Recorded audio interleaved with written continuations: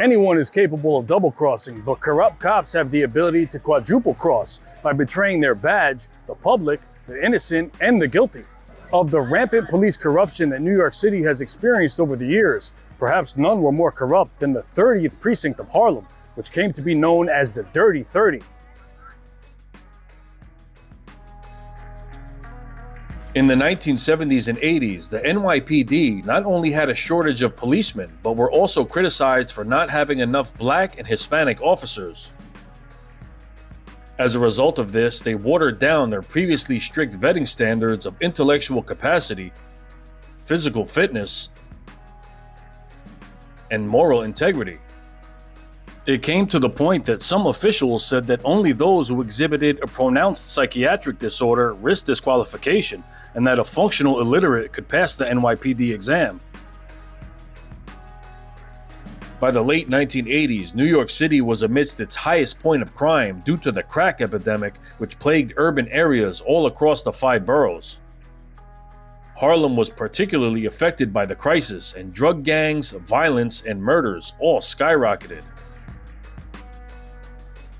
Behind me is the 30th Precinct, located in the Sugar Hill section of West Harlem. It covers the area of 133rd Street to 155th Street from the Hudson River to Bradhurst Avenue. At the time, this neighborhood was one of the highest drug activity areas in all of New York City. The demand for crack led to a big rise in hustlers, which led to large amounts of cash circulating through the streets. This created opportunities for cops to use their position of power to also profit off of the booming drug market, which resulted in an increase in police corruption all across the city. Police forces all have a duty to probe internal misconduct, but investigating cops has always been difficult. Not only do cops already know how investigations work, but there's a code known as the Blue Wall of Silence, which means that a police officer should never tell on a fellow colleague. This wall proves very difficult for investigators to break through, because not only do the crooked cops look after one another, but the honest cops are afraid to turn in the dirty ones. In an effort for internal affairs to meet requirements, they were recruiting young cadets straight out of the police academy, who would go undercover as moles within a department to secretly report the wrongdoing of other officers. Soon after joining the academy in 1987, a 21-year-old cadet named Barry Brown was recruited by the commissioner's office as an undercover officer to join the Field Associates program, and was soon assigned to the 30th Precinct. Only his particular handler in internal affairs was aware of his role as a confidential informant. A few months into the job, Brown witnessed his first act of wrongdoing when an officer pocketed some drug money during a bust, but soon he found out that it went much deeper than that. Cops would find the dealer with narcotics on them and then extract the location of their apartments. And then once they gained entry, they would steal whatever drugs, money, or guns that they found. The cops called these illegal search and seizure robberies scores or hitting spots. If the suspect didn't give up his apartment number, they would take his keys and then try to open every door in the building until they found the right one, which was what they called key jobs. They would also have informants tell them which apartments had contraband in them, and then they would kick down those doors, a practice which they called booming. The cops would arrest the drug dealers who didn't comply with their demands and often planted evidence on them as well as innocent people. If they found drugs during an arrest, they would steal a portion of it, and when they got back to the precinct, they would voucher the remaining amount as evidence. George Nova was Brown's partner in the anti-crime unit. Nova, who was of Dominican descent, grew up on West 157th Street in Washington Heights. Brown was also from that area, and the two were previously acquainted with each other from the neighborhood. Nova attended George Washington High School but dropped out in 1984 and earned his GED. He worked as a youth counselor before joining the force in July of 1986. His supervisors described him as an excellent cop with a knack for the trade. But Nova was as dirty as they come and frequently hit spots, extorted drug dealers, and planted evidence on people. He was known as an aggressive bully and had numerous civilian complaints against him. His half-brother, Roberto Gonzalez, worked as an enforcer for the violent Dominican drug gang known as the Jerry Curls. Named after the hairstyle that all the crew members wore, the Jerry Curls operated on Nova's home block of West 157th Street, and Gonzalez was later accused of shooting and killing a 66-year-old man because the gang believed he had reported them to police. In 1990, 29-year-old Alfonso Compres joined the 30th Precinct. Compres was born in the Dominican Republic near the city of San Francisco de Macorís.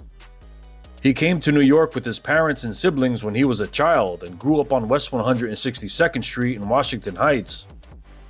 He also attended George Washington High School, where he played on the baseball team. While the path to crime for most cops is an insidious one, Compres broke bad almost immediately and began hitting spots and extorting and robbing drug dealers. Co-workers described him as quiet and polite, but in the streets, Compres was known as a violent thug and often assaulted people he arrested, as well as drug dealers who didn't pay his extortion fees. Also in 1990, another young recruit named Joe Walsh joined the 30th. Soon Walsh learned that after they arrested people without probable cause, they would lie on police reports. He then quickly graduated to hitting spots with his partner William Knox, who were both assigned to a unit led by Sergeant Kevin Nannery. Nannery was a highly decorated officer, but behind the scenes was heavily involved in the robbery scheme. Described as arrogant, flashy, and boastful, he led a group of rogue officers known as Nannery's Raiders. He and his subordinates were all involved in extortion and hitting spots, and Nannery frequently gave false testimonies in criminal trials. Another sergeant, Richard McGauley, was an integrity officer responsible for policing wrongdoing in the precinct.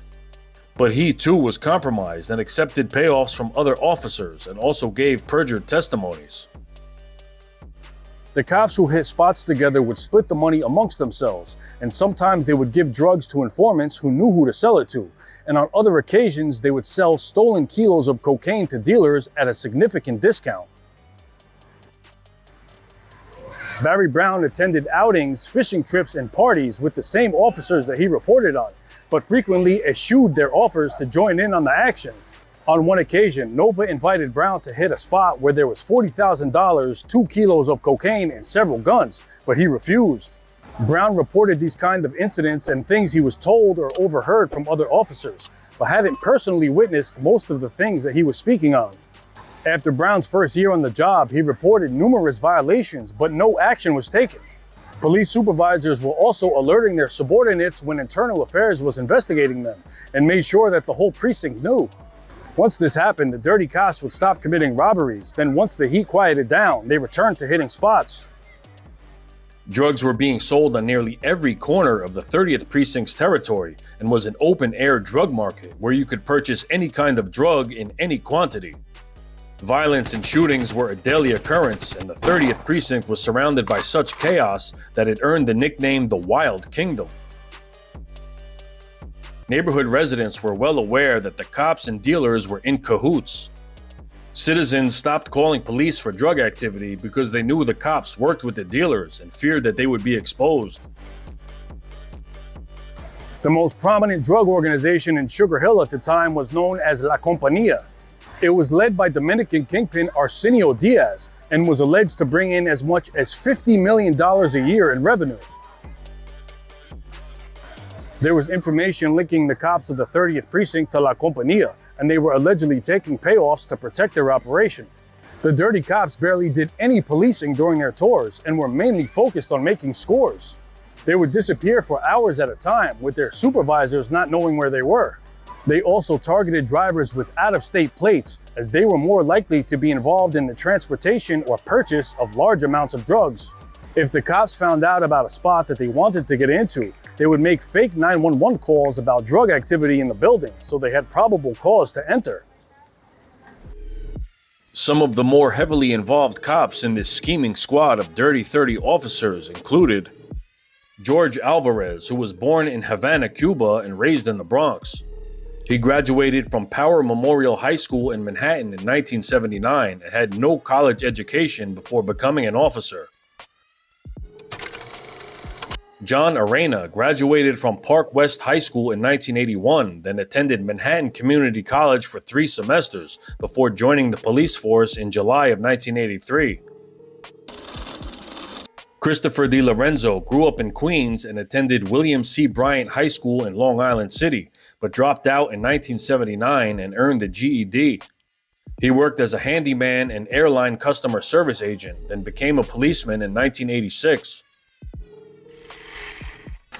Ruben Garza grew up in the Bronx and worked as an elevator operator and electrician in Queens before joining the force in July of 1983.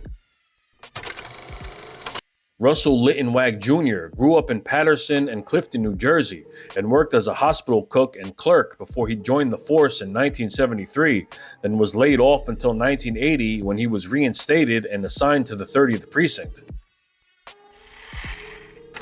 Josue Rivera from the Bronx graduated from private school, then attended John Jay College of Criminal Justice, but dropped out to join the Marines.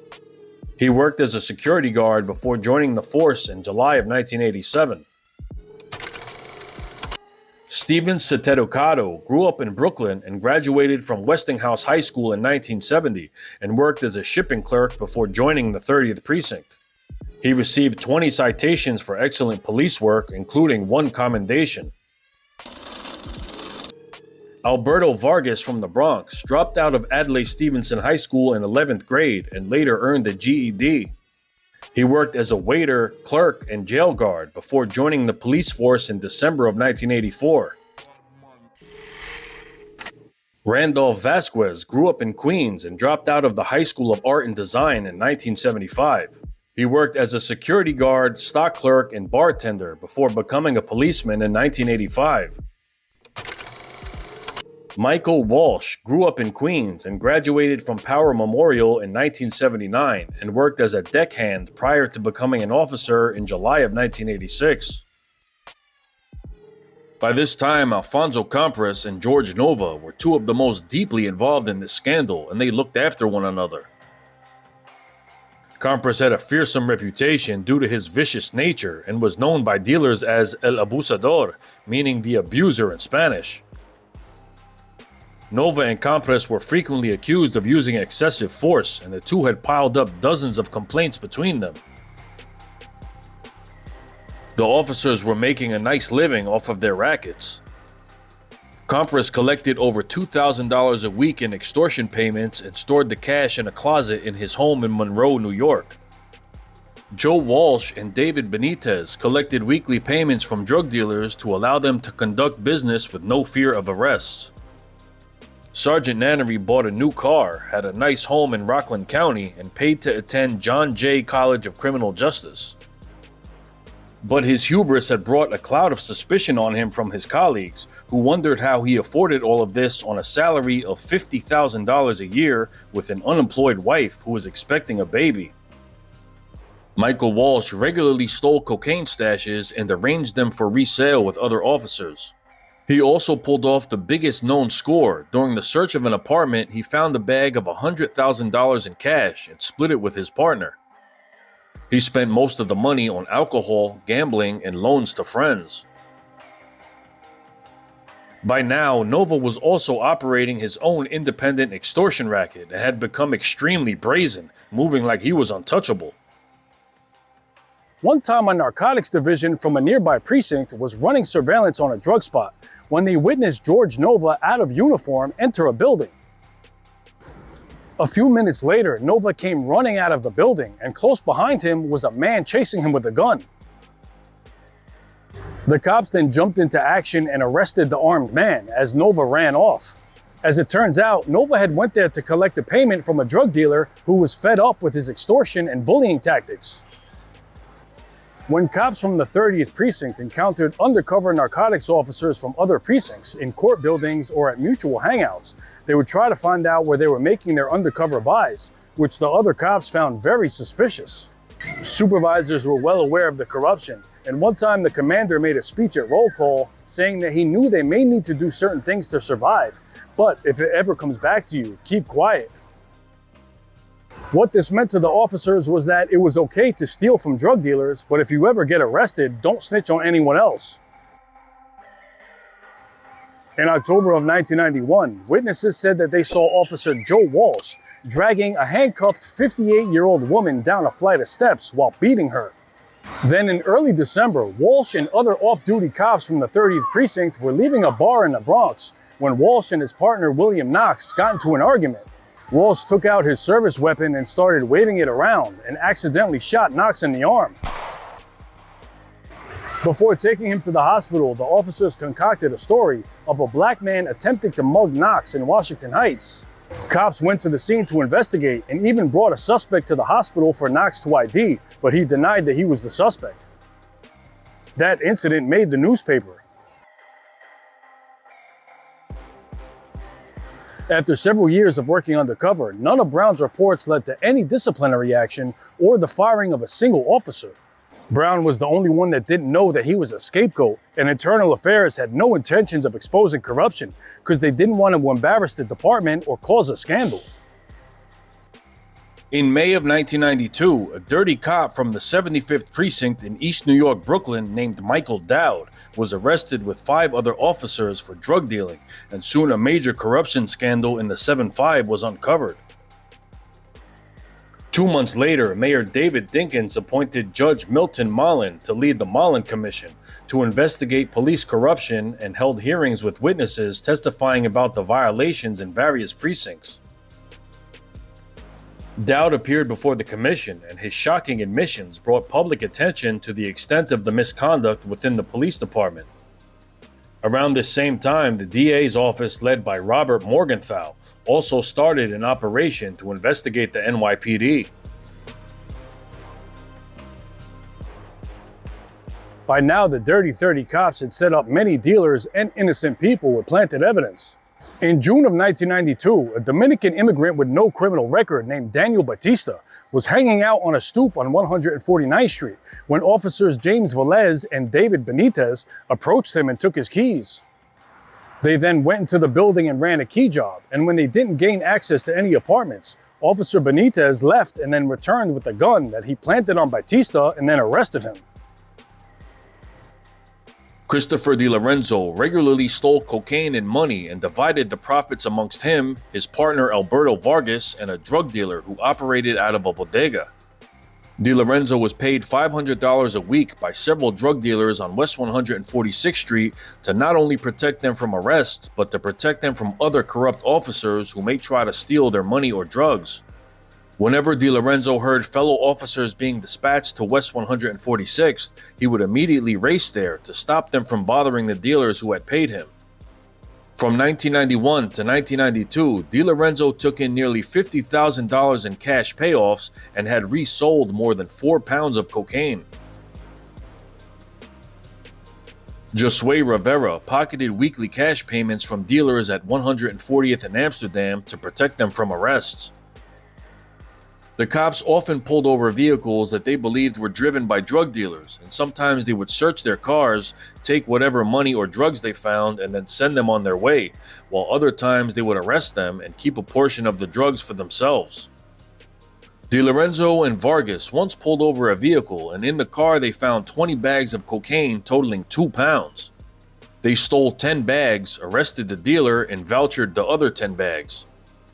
They then resold what they stole to another drug dealer for $26,000 and split the proceeds. Joe Walsh and his partner Kevin K often hit spots together and pulled people over and made off with whatever they found. One time they pulled over a man driving a Cadillac and took his keys to open the trunk, where they found $16,000 in cash.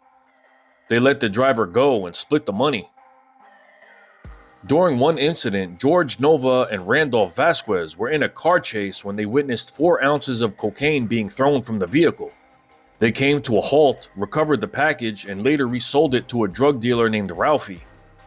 Then on another occasion, they were chasing a suspect on foot who dropped a package of cocaine, and Nova and Vasquez again ceased the pursuit to retrieve the stash, which they later sold to a dealer named Macori. Ruben Garza frequently hit spots and kept a portion of the contraband found during arrests, and had resold over half a kilo of cocaine to several different dealers.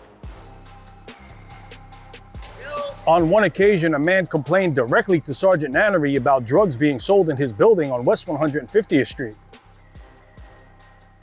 Pleading with him to remain anonymous out of fear for his life, he gave Nannery the names and apartment numbers of the drug dealers in his building.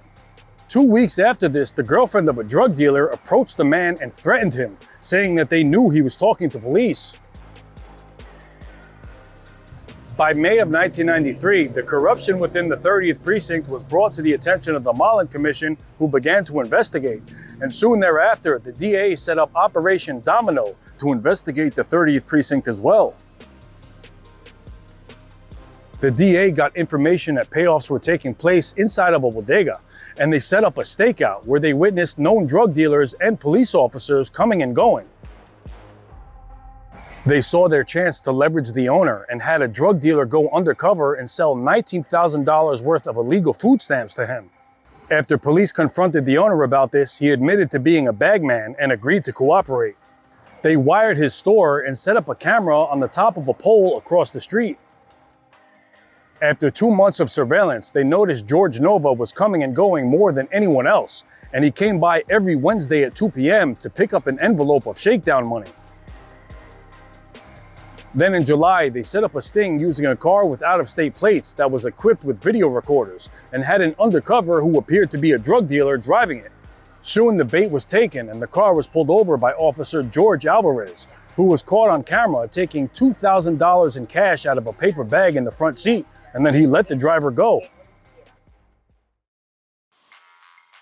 On September 20th, 1993, Barry Brown testified before the Mollen Commission via video, with his face hidden and voice altered, using the alias Officer Otto. He testified that he knew of at least 20 corrupt officers in the 30th Precinct who worked all kinds of assignments. I know of police officers stealing money from drug dealers, police officers stealing drugs from drug dealers, police officers selling stolen drugs back to drug dealers. I also know of police officers stealing guns from drug dealers and selling them back to other dealers. 3 days after Brown's testimony, George Nova was arrested for civil rights violations and drug trafficking. Knowing he was facing serious charges, only a few hours after his arrest, he agreed to cooperate and wear a wire. Investigators had no idea of the level of corruption that they were about to uncover. Nova was wired up every day before his tour of duty to record other officers, then would later debrief investigators about what happened. George Alvarez was the next to be arrested, and after he was confronted with the evidence against him, he too agreed to cooperate and wear a wire. Information received from Nova and Alvarez then led to the arrest of Officer Alberto Vargas. Vargas in turn also agreed to cooperate. The information Vargas recorded led to the arrests of officers Michael Walsh and Ruben Garza, and they both became cooperators. Their recordings led to the arrest of Officer Blake Struhler, and Struhler in turn also agreed to cooperate. The DA named this Operation Domino because they believed that once they got the first officer to flip, they would begin toppling each other. For practical purposes, state and federal authorities combined efforts and created a task force to go after the Dirty 30s cops. On December 16, 1993, a 22-year-old drug courier named Alexis Candelario was delivering a package of cocaine in a building on West 141st Street. While waiting for the elevator, someone struck him in the head from behind, and he turned around to see Alfonso Compres. Compres then drew his gun, took 2 steps back, and then shot him in the side. The stunned Candelario asked him why he shot him, before Compres stole the package of cocaine he was carrying and took off. After Candelario recovered from the shooting, he and his lawyer met with Internal Affairs to report the incident. After Compres was confronted with this information, he claimed that his gun accidentally fired while he was searching Candelario. Sometime after this, Candelario had a chance encounter with Compres in the street, and Compres punched him in the area of his stomach wound and told him to keep quiet. Candelario then went into hiding and filed a $35 million lawsuit against the city of New York.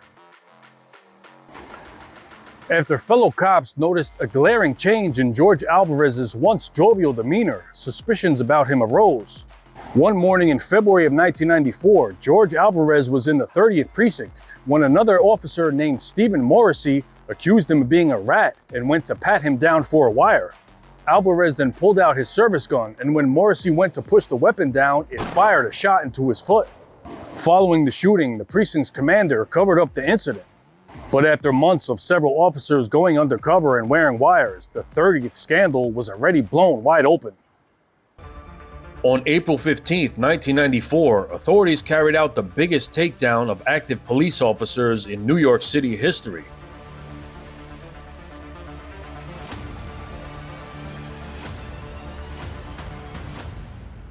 "12 officers from the 30th Precinct were arrested and faced federal and state charges of perjury, civil rights conspiracy, drug trafficking, and tax evasion. They were immediately suspended and had their guns and badges taken. This was when the media coined the term the Dirty 30, and the case was heavily covered by every New York newspaper and news station.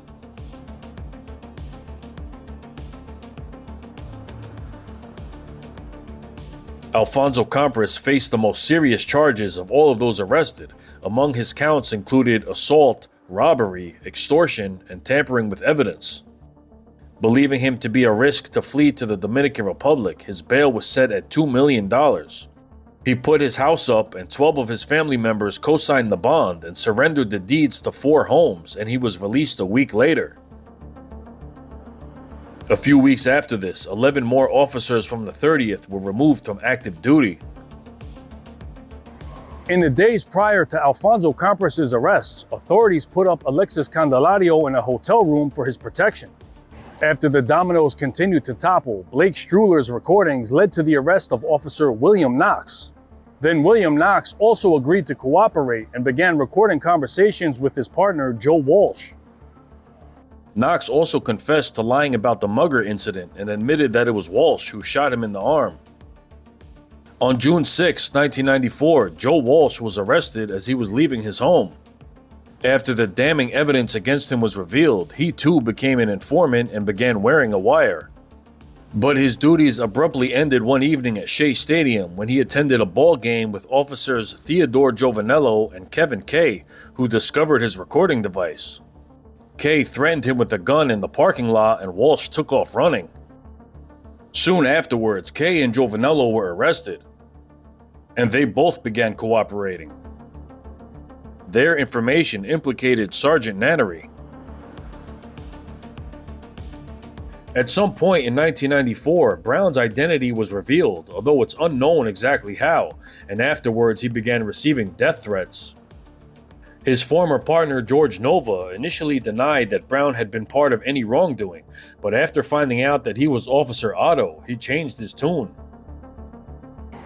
Nova then made allegations against Brown for taking part in unlawful arrests and also lying on the witness stand in 2 criminal trials. An officer from another precinct once shared a story about how a few months after the 30th Precinct's roundup, 2 of the dirty cops who were arrested tried to gain entry into a police function. The other cops there were all aware of their reputation and denied them entry. A short time later, someone then noticed the 2 cops trying to sneak into the function through a side door until they were stopped and told to leave. On September 6, 1994, one of the 30th's officers who was facing charges, Stephen Lasky, committed suicide by shooting himself in the mouth with a rifle while sitting in his car. On September 29, 1994, authorities concluded the arrests with their coup de grace, the arrest of Sergeant Kevin Nannery. Nannery also agreed to cooperate. He provided a bevy of incriminating evidence against his subordinates and co-workers. Nannery was the 15th and final officer from the Dirty 30 to cooperate. In 1995, Brown admitted to lying under oath about the circumstances of several arrests, but he defended his actions by saying that internal affairs instructed him to not do anything to blow his cover, and his precinct supervisors also instructed him to go along with whatever his partners said. Brown stated that he only gave false testimonies in trials where corrupt officers were also taking the stand, because if he hadn't, he would have come under their suspicion. He agreed to resign from the police department rather than be prosecuted for perjury. Barry Brown's reward for spending years in a precarious, dangerous, and stressful position in order to expose police corruption was a near charge of perjury and a job resignation. In spite of the accusations, NYPD Police Commissioner William Bratton applauded Brown for his diligent and difficult work. Many of Brown's fellow cops hailed him as a hero, and a police organization honored him at a dinner in Queens where he received a Public Service Award. Barry Brown was the central figure behind exposing one of the biggest police scandals in American history. Michael Walsh and Ruben Garza both pled guilty to narcotics distribution and tax evasion and received 3 years in prison. Alberto Vargas pled guilty to narcotics distribution and received 4 years probation. John Arena stood trial for his charges, and Nova testified that he and Arena often took drugs in illegal seizures and resold them, but Arena was acquitted after jurors felt Nova to be an unbelievable witness. George Nova pled guilty to civil rights violations and narcotics distribution and received 1 year in prison. Richard Macaulay pled guilty to theft and perjury and was sentenced to 2 years and 9 months. Christopher DiLorenzo pled guilty to 1 federal count of conspiracy to distribute narcotics and received 8 years in prison, the harshest sentence of all of those convicted. Alfonso Compres pled guilty to a federal charge of extortion and received the next stiffest prison sentence of 4.5 years. Kevin Nannery pled guilty to perjury, and in April of 1997, a federal court judge sentenced him to 1 year of house arrest and 5 years probation. But on June 16th, Manhattan Supreme Court Justice Leslie Crocker Snyder sentenced Nannery to 1 to 3 years in state prison.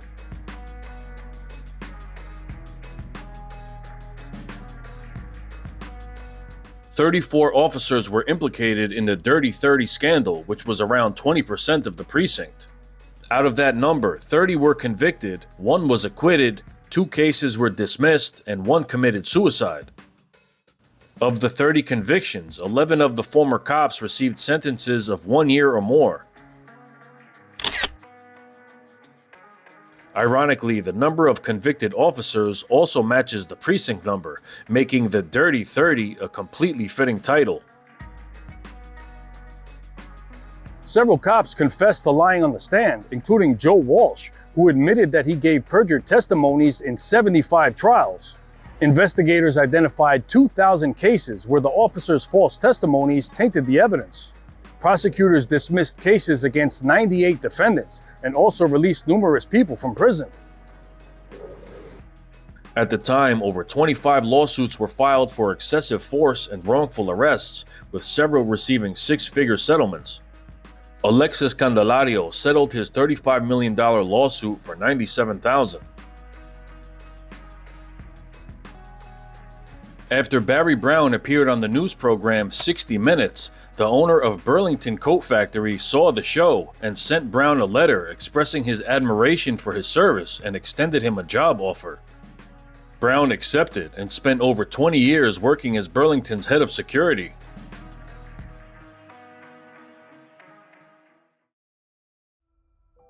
The NYPD's motto is to serve and protect, but for the officers of the Dirty 30, it was to rob and extort. There's an ominous sense of betrayal when a police officer who is held in a high standard to enforce righteousness and protect us from the evils of this world are they themselves committing the evil. After the 30th police scandal, the NYPD significantly revised their educational, training, and integrity requirements in order to elevate the quality of police officers. Many stricter protocols were implemented, including requiring candidates to have at least 60 college credits, in vast contrast to when having a GED was once sufficient to join the force. While most cops tend to be honest and abide by the same laws that they uphold, the few dishonest ones who use their power to violate human rights have tremendous potential to negatively impact people's lives. Oftentimes, extreme things need to happen to send a message that changes are needed, and after nearly a quarter of a police precinct turned into thieves, liars, and thugs, the Dirty 30's message was loud and clear.